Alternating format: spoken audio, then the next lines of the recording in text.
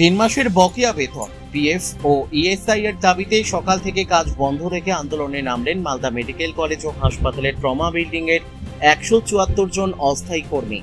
বৃহস্পতিবার সকাল থেকেই তারা কর্মবিরতি শুরু করেন। পরে মেডিকেল কলেজের সুপার তথা এমএসভিপির দপ্তরের সামনে অবস্থান বিক্ষোভে সামিল হন আন্দোলনকারীরা।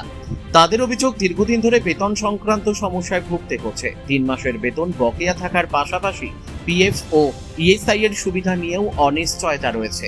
নিজেদের দাবি দেওয়া নিয়ে এমএসভিপির সঙ্গে কথা বলতে গেলে তাকে ঘিরে বিক্ষোভ দেখান কর্মীরা। ফলে হাসপাতাল চত্বরে উত্তেজনা ছড়িয়ে পড়ে। খবর পেয়ে ঘটনাস্থলে পৌঁছায় ইংরেজবাজার থানার পুলিশ। পরিস্থিতি নিয়ন্ত্রণে রাখতে পুলিশ মোতায়েন করা হয়। পাশাপাশি ঘটনাস্থলে পৌঁছান অতিরিক্ত জেলা শাসক। আন্দোলনকারীদের সঙ্গে কথা বলে তাদের দাবি দেওয়া শোনেন তিনি।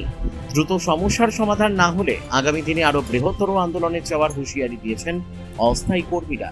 কারিগরির নিপুণ অলংকার, আপনার আস্থা আমাদের ভরসা। আমার নিখাত আত্মবিশ্বাস, শাইনি গোল্ড অ্যান্ড ডায়মন্ড সবসময়।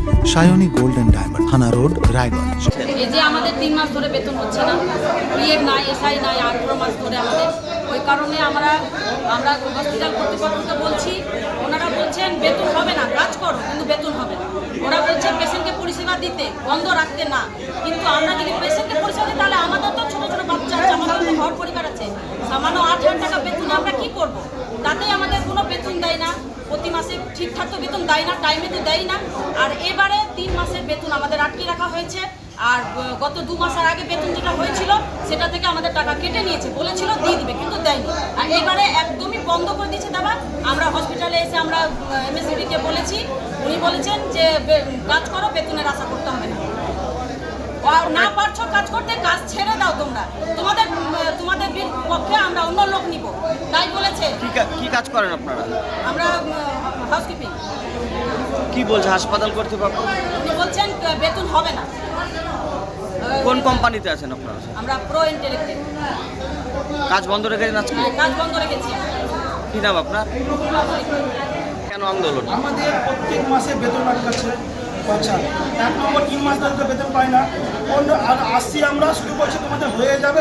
আর উল্টা পুলিশের ধমকি দেখাচ্ছে, পুলিশের শুধু ধমকি দেখাচ্ছে কাজ করার জন্য। তোমরা কাজ করো, হয়তো পুলিশকে খবর দেবো, হ্যাঁ খবর দেবো, ওইখানে খবর দেবো, ধমকি দেখে কাজ করছে। ও আমাদের পেটে বাচ্চা না, পেটে খাবার নাই, আমাদের বাড়িতে বউ বাচ্চা নাই, অফিসারদের বউ বাচ্চা আছে না, ওরা চেয়ারে বসে বসে আর আমাদের বেতন দিবে না। কতদিন ধরে বেতন পাই না।